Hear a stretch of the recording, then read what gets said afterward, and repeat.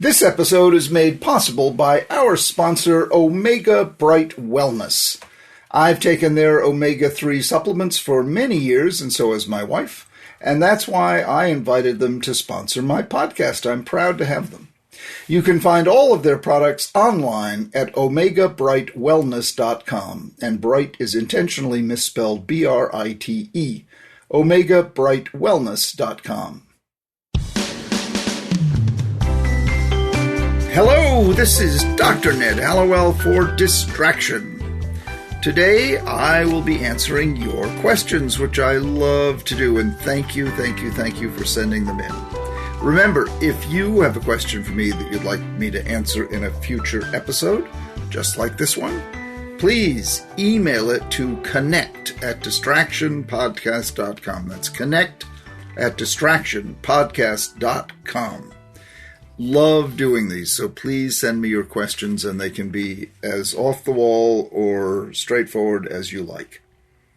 Let's get started. My wonderful producer, Sarah Guertin, is standing ready. She's joining me now, and she will read to me your questions. So, Sarah, what's the first question? Hey, Ned. Happy to be here. This first email says, thank you so much for sharing your knowledge about ADHD.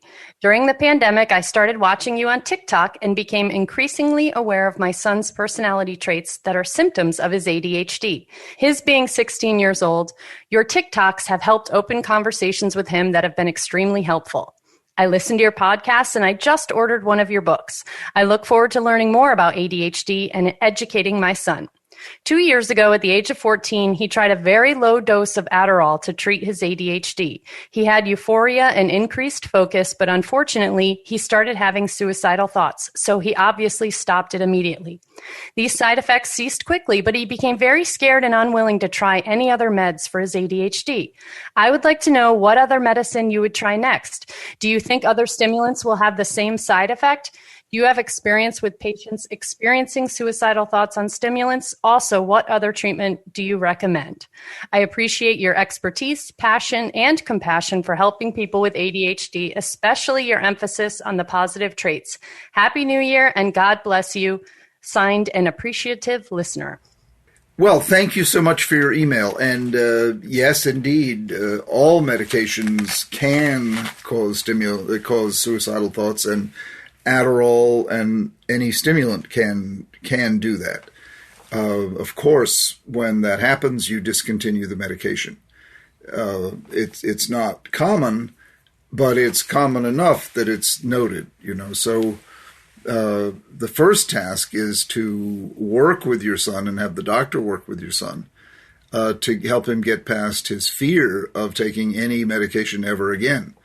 And you don't want to push it. I mean, it may take months, a year, before he wants to try meds again. Remember, meds are not necessary. When they work, they're very helpful, but they're not necessary. You can certainly treat ADHD without using medication. And I would begin to explore that, honestly, before going straight to another medication. I'd say, there are other medications available, but let's look into some non-medication approaches first. And then when you feel comfortable, you tell me, and we'll maybe try Ritalin, maybe try Focalin, maybe try Wellbutrin or Amantadine or Strattera. There's a number of others, but I wouldn't get back on that horse right away because it can be pretty problematic, and there certainly are other things to do. Start with education. Start with having him learn what ADHD is, and make sure he appreciates the strength-based approach. That if you manage this condition properly, it becomes an asset. And try to have him appreciate that, and then get into lifestyle, sleep, exercise, nutrition, meditation, restructuring his environment, coaching. All of those are useful. And then the exercise program, I particularly favor the Zing method, which is 10 minutes of cerebellar stimulation twice a day for 3 to 6 months. If you want to learn more about that, just go to Distraction at zingpodcast.com. That's distraction at zingpodcast.com. Just reassure him that the suicidal thoughts were an artifact of medication, the specific medication he took, Adderall, that would not always happen by a long shot. But for now, let's shelve the idea of medication, turn to non-medication interventions, and tell him, let me know when you're ready to revisit medication, if ever. But you can check in with him from time to time and just make sure he's not carrying any wrong ideas about what medication does. I hope that makes sense to you, and thank you so much for writing in. Sarah, do we have another question? We sure do. This one says, "Hi, Dr. Hallowell. I would like to become an ADHD coach. Having this condition myself, I feel that I can empathize and help others with it. Can you suggest a good, legit coaching program? Thank you so much, Leah C." Well, thank you, Leah. Coaching is a wonderful career. It's very useful, and you can learn how to do it. I actually am the man who invented coaching and Driven to Distraction.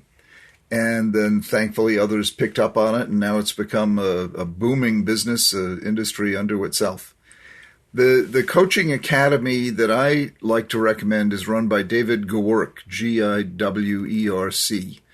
and Coaching Academy. If you Google David Gewerk and Coaching Academy or Coach Academy, you'll find him, and you'll see what goes into the curriculum.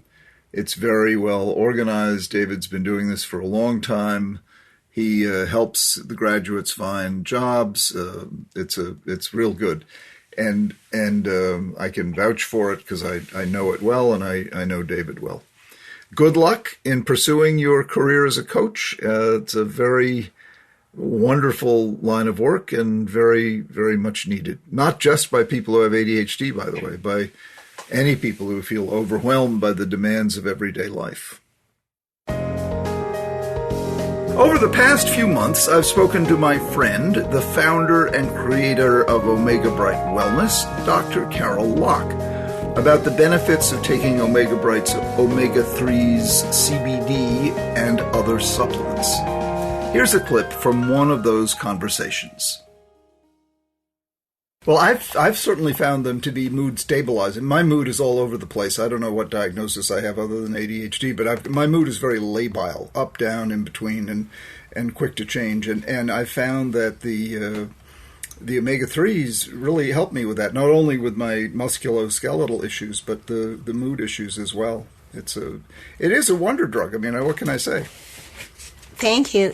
We hear that a lot from people, particularly in the pandemic. We're hearing from customers that they're finding it essential with their mood. They're also finding the omega-3 essential in their relationships, keeping their mood stable, positive, and feeling less anxiety helps them with their family relationships. And I think anything we can do to help kids, parents, and teachers right now, because of this added stress of do they go back to the classroom, a changed classroom with partitions and masks and social distancing, or are they at home with their parents who are stressed, is such a powerful situation. I think we want to help give people tools to put in their toolbox to succeed and to feel like they're thriving and able to learn during the stress. Distraction listeners, you can save 20% on your first order at omegabrightwellness.com by using the promo code PODCAST2020. All right, let's get back to today's topic. Sarah, do we have another question? How did you know? We do. This one was a little bit long, so I had to cut it down a bit, but it says, Dr. Hallowell, I was a teacher for 20 years in an at-risk public elementary school. Unfortunately, a change in administration ended my career. I have ADHD. I was diagnosed as an adult. My parents attempted to get treatment and a diagnosis when I was a child, but were misinformed and were told that I did not have ADHD. I was a, quote, very bright girl who did not apply herself for the rest of my academic career. Life 101 was a struggle due to indulgences and self-medicating. However, early in life, I found a self-help avenue that worked. I have been a non-consumer of alcohol and mind or mood-altering substances for 31 years. I was diagnosed with ADHD my first or second year as a teacher. As I progressed through my tumultuous career, I began to be the teacher who got, quote, that kid or, quote, those kids. I would quickly learn that those kids either were diagnosed with or were suspected of having ADHD. I did what I could with the personal knowledge I have and the understanding of what the kid with ADHD deals with, but it wasn't enough. I believe there needs to be so much more support for children with ADHD, especially in at-risk schools. Recently, I came across an article about a large MRI study of people with ADHD. The study, which was funded by the National Institutes of Health, is published in the Lancet Psychiatry. It is the work of the Enigma Consortium, an international multidisciplinary group that is investigating genetic and brain imaging differences in psychiatric disorders. If ADHD is recognized as a physical disability of the brain, the ramifications for children with ADHD could be monumental. A much needed, entirely different approach in educating these fantastic minds could come to fruition. I was wondering what thoughts you have, if any, on the above referenced study, and if you have any other information on the idea, or in parentheses, fact, question mark, that our brains are physically different from those who do not have ADHD. Thank you for the work you do, Jennifer. Oh, thanks so much for writing in, Jennifer. And in fact, what you're hoping is true is already true. It was demonstrated, 25 years ago that there are physical differences in the brains of people with ADHD from those of us from those people who don't have it. There are morphological differences, i.e. difference in size of certain parts of the brain. There are metabolic differences, difference in energy consumption from different parts of the brain. There's a very strong genetic component to ADHD is highly heritable. So all of this shows that ADHD is indeed a condition unto itself that represented by anatomical, metabolic, genetic differences. And so that's a well-established fact. You didn't need to go all the way to the Lancet, but I'm impressed that you did, trying to do this research. And you said if ADHD is recognized as a physical disability of the brain, the ramifications for children with ADHD could be monumental. Well, it already is recognized as such. I don't see it as a disability, but that's a quibble. I see it as a trait. It's a brain difference rather than a brain disability. But you can certainly support the mainstream opinion, which is that it's a disability. In any case, I think the other take-home point is none of these differences is consistent enough to constitute a diagnostic test. So as yet, we do not have a diagnostic test for ADHD. There is no brain scan that can reliably diagnose ADHD, but can these scans and tests and measurements tell us that there is in aggregate a definite difference between someone who has a brain who has this condition like me and someone who has a brain who doesn't? Yes, there is a difference. And that's been shown with MRI, with PET scans, with genetic studies, with metabolic studies. And then, of course, the response to medication, suggests a difference at the level of neurotransmitters. So many different physical differences, none of them constituting a diagnostic test, but it is, in fact, well established that there is a difference between the brain of a person who has ADHD and a person who does not. Thank you so much for writing in with your question. And please, everybody listening, continue to feed your questions to us. Sarah, do we have another question? We do. We have one more. And this listener asks, how common is fatigue in ADHD? I imagine that my irregular sleep-wake patterns partly account, and they put in parentheses, procrastination leads to staying up late, leads to sleep deprivation, leads to oversleeping, leads to grogginess. Any tips for mobilizing in the mornings and sticking with a bedtime routine? I've tried various stages, although not for prolonged periods, which I realize doesn't help, to no avail. More generally, deadlines, vis-a-vis start times are my bane. I've mostly fixed the issue regarding academic deadlines. This listener just completed pre-med coursework, but I can't figure out how to wake early enough to have time to brush my hair in the mornings. I welcome your thoughts. Thank you for all that you do. Well, the problems you describe are really common in the world of ADHD. And what you need to do is develop a different routine, and that's hard to do on your own. So I would urge you to get a coach.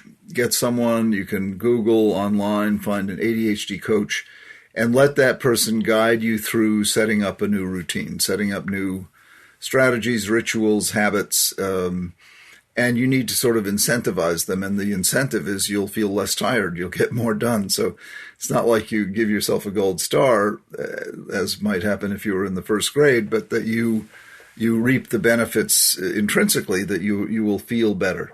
The point I guess I want to make is that it's hard to do this alone. So I would get a coach, someone who can do it with you, or if you have a roommate or a romantic partner, or any human relationship that you can use to help you set up new habits, strategies, routines. Then as you learn those, they will take over and you'll be getting more sleep and getting more done. I hope that makes sense to you, and I thank you for writing in, and I hope all of you listening will write in with some of your own questions. These have all been wonderfully interesting questions we've had today. But that's all the time we have for today.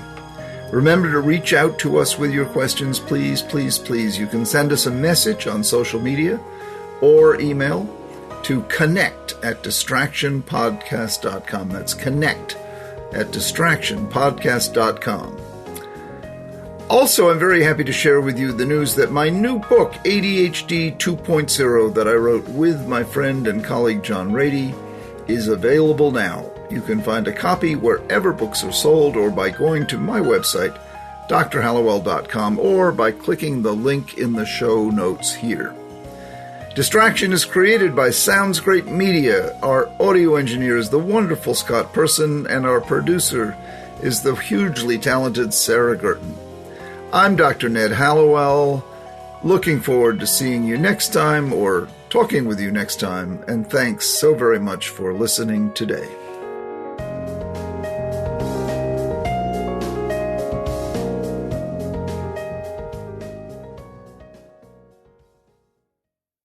The episode you just heard was made possible by my good friends at Omega Bright Wellness.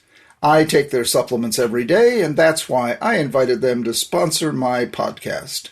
Shop online at Omega Bright, and that's BRITE wellness.com.